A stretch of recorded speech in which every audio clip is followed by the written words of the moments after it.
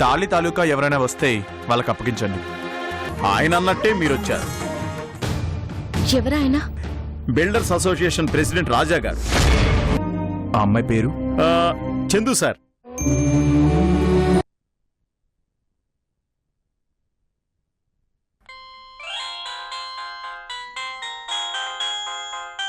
Years నుంచి friend phone. మీరు మాట్లాడుతుండండి. Hello, yeah tell me డా. Yeah, I'm very happy with Chandu.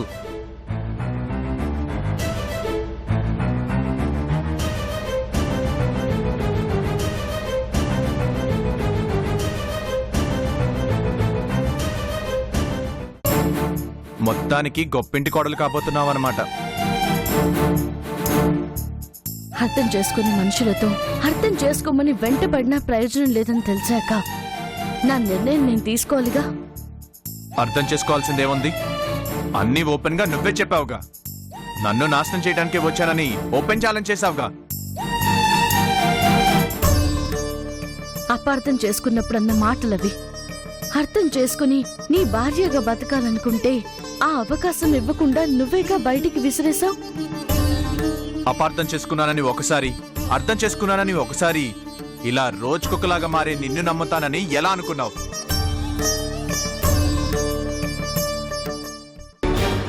భార్యగా వచ్చాను అన్న దానివి భార్యగా ఉండుంటే పర్వాలేదు.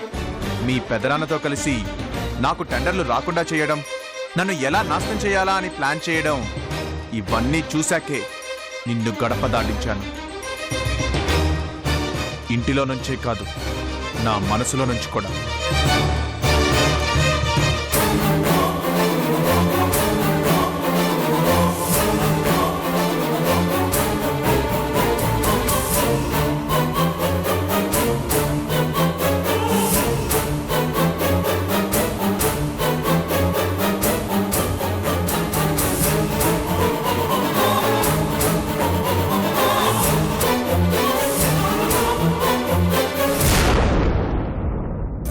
ఓ okay man, catch you later, bye.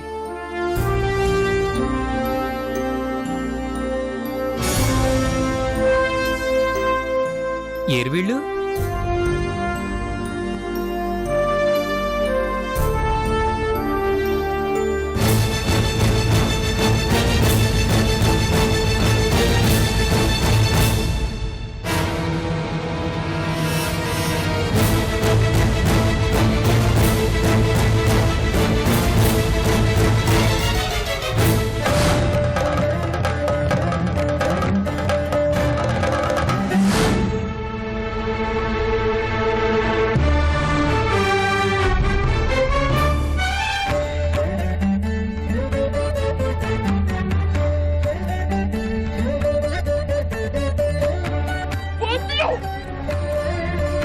ఏ అమ్మవారి మెడలో నుంచి వచ్చి నీకైదోతనంగా మారిందో అదే అమ్మవారికి ఆ తాళిని తిరిగిచ్చేయి.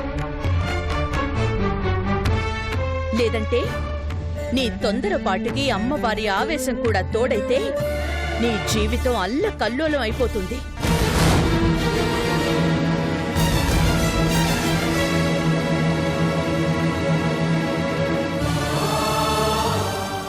ఆగమ్మా.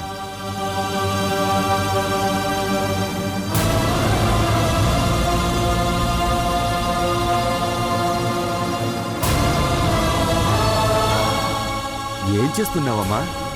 ఈ తాళి అమ్మవారిది. ఆమె మెడలో తాళి బలవంతంగా నా మెడలో చేరింది. మళ్ళీ ఆమె తాళి ఆమెకే ఇద్దామని. ఓహో, అమ్మవారి మెడలో తాళి కనిపించలేదని కంగారు పడ్డాం. అది నీ దగ్గరకు చేరిందా? మళ్ళీ ఎందుకమ్మా తీసుకొచ్చి అమ్మవారికి ఇస్తున్నావు? తాళి కట్టిన వాడికే నేను అవసరం లేకుండా అయిపోయాను. అలంకారంగా ఇది నా మెడలో ఉండడం కన్నా అమ్మవారికే ఇచ్చేస్తే మంచిదని మా పెద్దమ్మ చెప్పింది. అందుకని నీ మెడలో కట్టిన తాళిని తిరిగి అమ్మవారికి ఇచ్చేస్తున్నావా? దానివల్ల జరిగే అనర్థం తెలుసా నీకు? అమ్మవారి పసుపుతాడు నీ మెడలో చేరింది అంటే అది ఆ అమ్మవారి ఆశీర్వాదంతో జరిగినట్టు. అలాంటిది ఆట వస్తువులా తీసేస్తావా? తిరిగి ఆ అమ్మవారికి ఇచ్చేస్తే ఆ అమ్మవారికి కోపం రాదు. అమ్మ అనుగ్రహిస్తే అది వరం, ఆగ్రహిస్తే అది శాపం.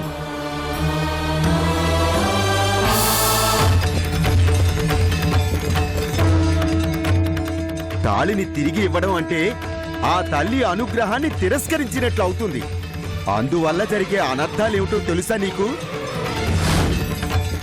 ఏ తాళి నీ ఐదోతనానికి కారణమైందో ఆ ఐదోతనానికే ప్రమాదం జరుగుతుంది. నువ్వు చేసే ఈ పని నీ భర్త ప్రాణానికే ప్రమాదం తెస్తుంది. జాగ్రత్త.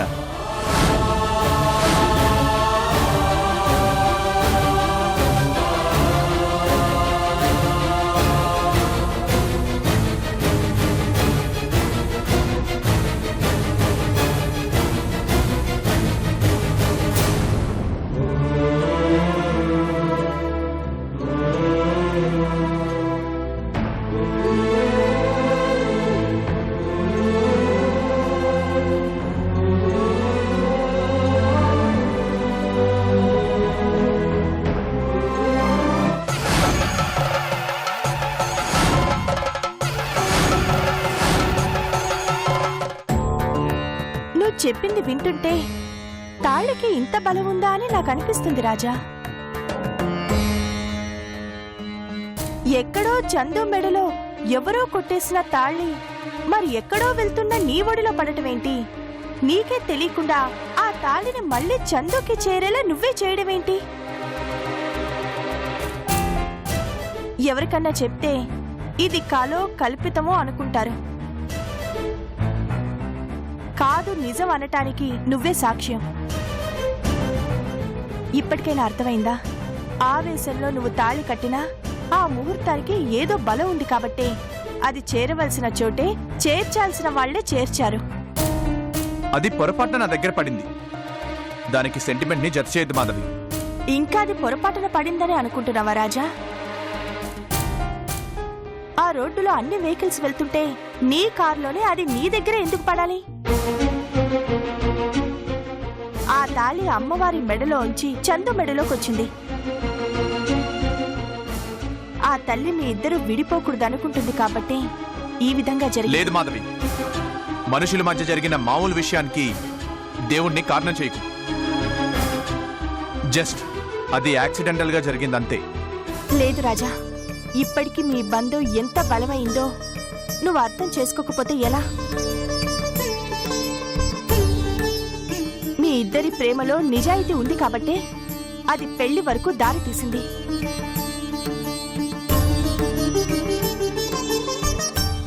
కలిసి కాపురం చేసుకునే వరకు వచ్చి చివరి నిమిషంలో విడిపోయారు. అది నీ ఆవేశం వల్ల. మనిషి బలంగా నమ్మిన తన ఆలోచనలను వేరే వాళ్ళకి చేర్చాలి అంటే అది జరుగుతుంది. దాన్నే టెలిపతి అంటారు.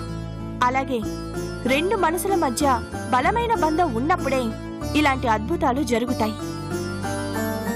దూరం కావాలి అని మీరనుకుంటున్నారు, మీ మనసులు అనుకోవడం లేదు. అందుకు ఇదే ఉదాహరణ. ఇప్పటికైనా నా మాట విను రాజా, చందుని దూరం చేసుకోవద్దు. జీవితాల్లో జరిగే ప్రతి సంఘటనలకి అవకాశాన్ని బట్టి అందమైన రంగులు పూసి ఎందుకు మాధవి ఇలా మాట్లాడతారు?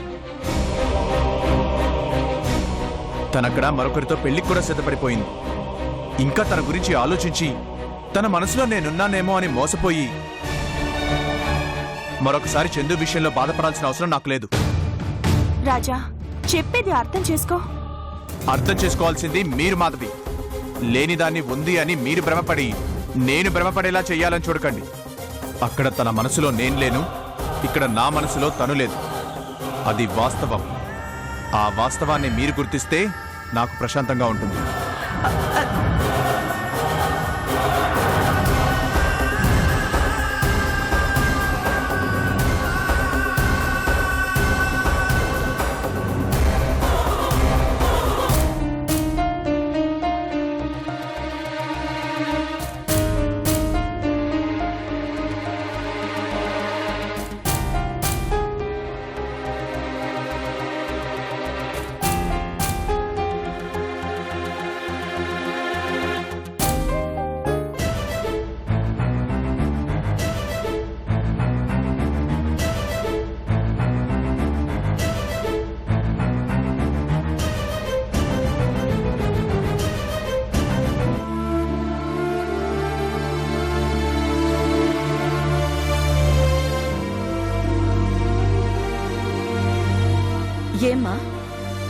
సౌభాగ్యాన్ని వదిలేసొస్తానని వెళ్ళి మెళ్ళోనే ఉంచుకున్నావే?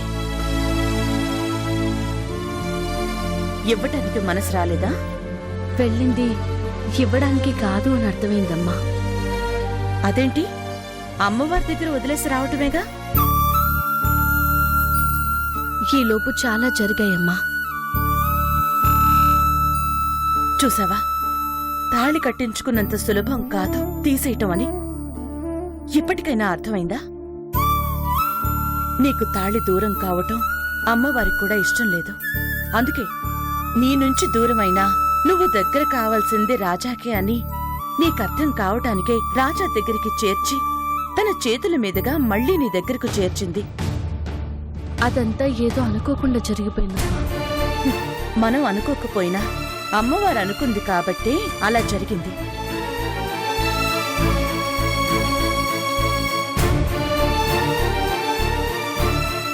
నువ్వు చేసే పని నాకిష్టం లేదు అని అమ్మవారి ఇంత వివరంగా చెప్పాక కూడా నువ్వు అర్థం చేసుకోకపోతే ఎలాగమ్మా? ఏంటమ్మా అర్థం చేసుకునేది? ఇష్టం లేని దాన్ని ఇష్టంగా తీసుకోమంటే అది ఎవ్వరి వల్ల కాదు. నిజంగా నీకిష్టం లేదా? కాబట్టేగా అమ్మవారి దగ్గర పెట్టి రావాలనుకుని వెళ్ళాను. మరి పెట్టకుండా వచ్చావే? చెప్పానుగా, ఆ పూజారి తాడి వదిలేస్తే ప్రమాదం అని చెప్పింది నీకు కాదుగా? రాజాకి ప్రమాదం అంటే నువ్వు తాళి అమ్మవారికి ఇవ్వకుండా రావాల్సిన అవసరం ఏముంది? పోయేది రాజా ప్రాణమేగా. నీకిష్టం లేని వ్యక్తి ఏమైపోతే నీకెందుకు? ఎందుకు చద్దు, నిన్ను నువ్వు మోసం చేసుకుంది చాలక మమ్మల్ని కూడా మోసం చేయాలని చూస్తావు? నీ మనసులో ఏముందో అమ్మవారి మనసులోనూ అదే ఉంది. అందుకే ఆ తాళి నీకు దూరం కానివ్వలేదు. ఎందుకమ్మా నా మనసులో లేని విషయాన్ని ఉంది ఉంది అని పదే పదే ఇబ్బంది పెడుతున్నావు? నిజంగా నీ మనసులో ఏమీ లేకపోతే రాజా వద్దు, రాజా కట్టిన తాళి వద్దు అనుకునుంటే ఆ తాళిని అమ్మవారి దగ్గర కాకపోయినా వచ్చే దారిలో ఎక్కడో ఒక చోట విసిరి పారేసి వచ్చేదానివి.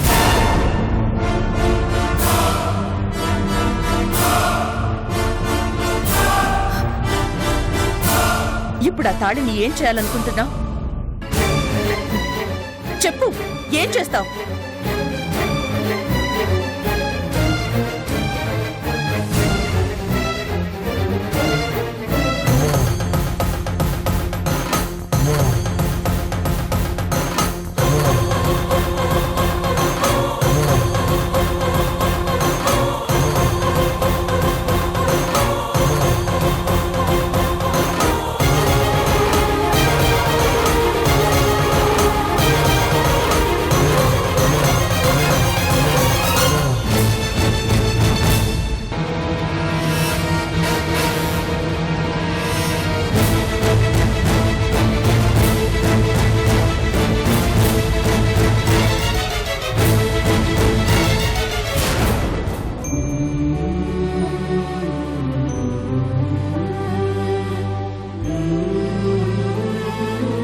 చూసావా, ఇప్పటికీ ఆ తాళంటే నీకు గౌరవం తగ్గలేదు.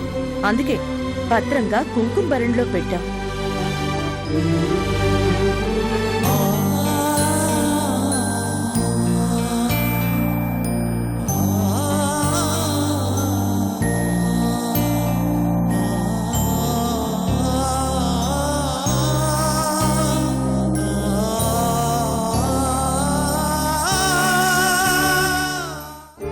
చందు జీవితాన్ని నువ్వే బాగు చేయాలమ్మా.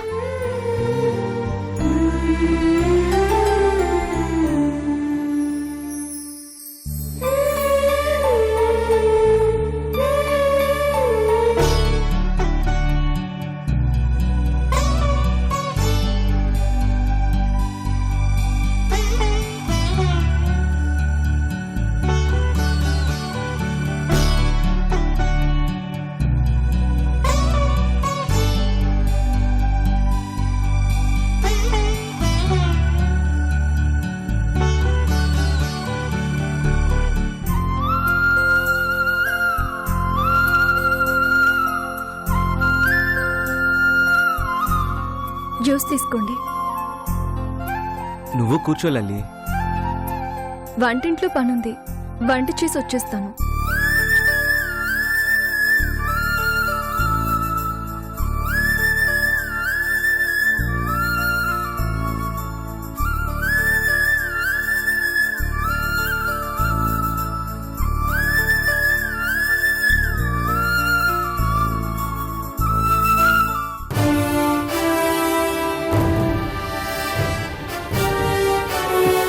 వణక్కం తలైవా.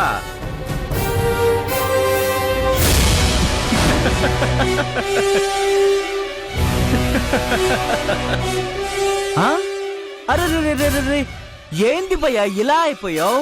యాక్సిడెంట్ అయింది అంటే ఏదో అనుకున్నాను, మరీ ఇలా వీల్ చైర్ ఎక్కేసావా? ఎందుకు వచ్చావురా? ఏంటి భయ్యా అలా అడిగేశావు? కుళాయి దగ్గరికి జనం ఎందుకు వస్తారు? ఇంట్లో నీళ్ళైపోతే పట్టుకుపోదాము అని. సేమ్ టు సేమ్, నేను అందుకే వచ్చాను. మళ్ళీ రావద్దని చెప్పాను కదా. కుక్క బుద్ధి భయ్యా, రాకూడదని అనుకుంటా. అవసరం వచ్చాక రాకుండా ఉండలేకపోతున్నాను. ఏయ్, ఏం కావాలరా నీకు? అరే ఏం ప్రశ్న భయ్యా అది? ఏటీఎంకి ఎందుకు వెళ్తాం? డ్రా చేసుకుందామనే కదా. రేయ్, మళ్ళీ మళ్ళీ వచ్చి నా గతాన్ని నాకు గుర్తు చేయొద్దు. వెళ్ళిపో, గెట్ అవుట్. వెళ్లకుండా ఎప్పుడైనా ఒక్కరోజైనా మీ ఇంట్లో ఉన్నానా భయ్యా? లోపల లాకర్ ఉంటుంది. ఆ వీల్ చైర్ ని అలా తోసుకుంటూ వెళ్ళి 500 రూపాయల కట్లు ఒక 4, 5, 6, 10 తెచ్చి నా చేతిలో పెట్టావనుకో, వచ్చిన దారినే వెళ్ళిపోతా. నీకు ఇవ్వాల్సిన అవసరం లేదురా. ఆ? అలా ఫిక్స్ అయితే ఎలా భయ్యా? మనం గతంలో చేసిన తప్పులు అలా ఫిక్స్డ్ డిపాజిట్ చేసి భద్రంగా పెట్టింది ఎందుకు? నువ్వు ఇలా ఉపయోగపడతావనే కదా. నువ్వు ఇలా ఇబ్బంది పెడితే ఆ ఫిక్స్డ్ డిపాజిట్ ని బయటికి తీయాల్సి వస్తుంది. ఇదిగో ఈ రిస్క్ ఎందుకు భయ్యా? ఇచ్చే భయ్యా. రేయ్, చేసిన తప్పులకి ఆల్రెడీ శిక్ష అనుభవిస్తున్నాను రా. ఓ, ఇక నన్ను నువ్వేంట్రా బెదిరించేది? ఆ ఇది బెదిరింపు కాదు భయ్యా, నిజమే చెప్తున్నా. ఇక్కడ మేము ఫుడ్కు లేక లాటరీలు కొడుతుంటే నువ్వు ఏదాంతం చెప్తే ఎలా? ఈ రోజు ఎట్టి పరిస్థితుల్లో చేతిలో క్యాష్ పడాలి, లేదు అంటే గుట్టు రట్టయిపోద్ది. చెప్పేరా, ఎవరికి చెప్తావో చెప్పే. చేసిన పాపాలకి ఈ శిక్ష సరిపోదని బాధపడుతున్నాను రా. ఇంకా ఏ శిక్ష వేస్తావో వెయ్యి, భరించడానికి నేను సిద్ధంగా ఉన్నా. కొంప తీసి నిజంగానే మారిపోయావా ఏంది?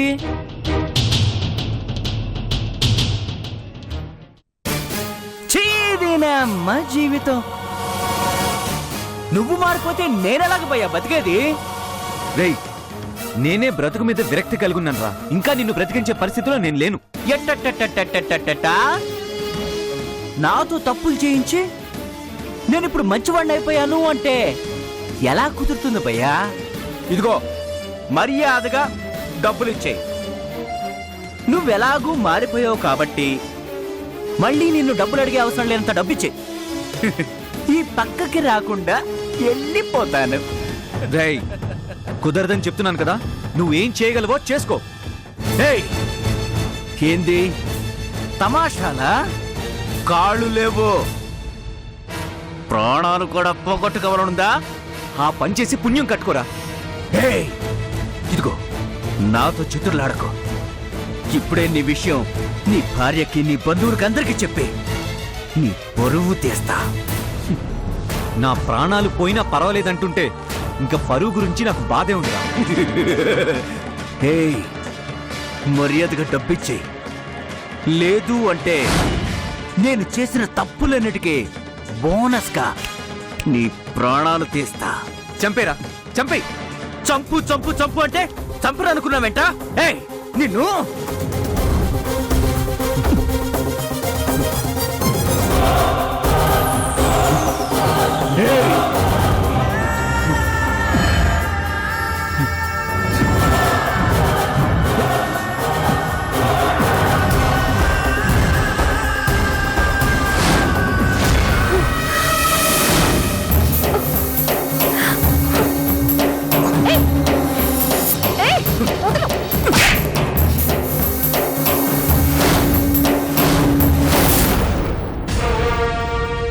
ఆయన మీద చేసేంత ధైర్యం వచ్చిందంటారా నీకు? సిస్టర్, మీ ఆయన శ్రీరామచంద్రుడు అనుకుంటున్నావా? హ, అయ్యగారు చేసిన తప్పులన్నీ లిస్టు చదవమంటావా? అన్నీ నాకు తెలుసురా.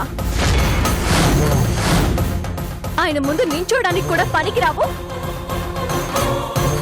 నువ్వు ఆయన్ని బెదిరించేంతటి వాడివయ్యావా? ఇదిగో, నాతో పెట్టుకోవద్దు. నేను బయటికెళ్ళి నీ మొగుడు గురించి చెప్పానే అనుకో. ఏంట్రా నువ్వు చెప్పేది? పోదరా.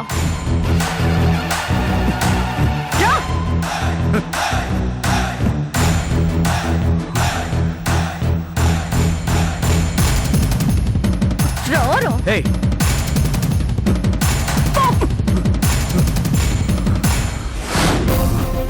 ఎవరికి చెప్పుకుంటావో చెప్పుకో. ఏం చెప్పుకుంటావో చెప్పుకోపో.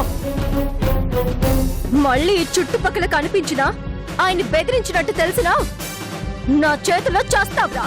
పో. పోరా.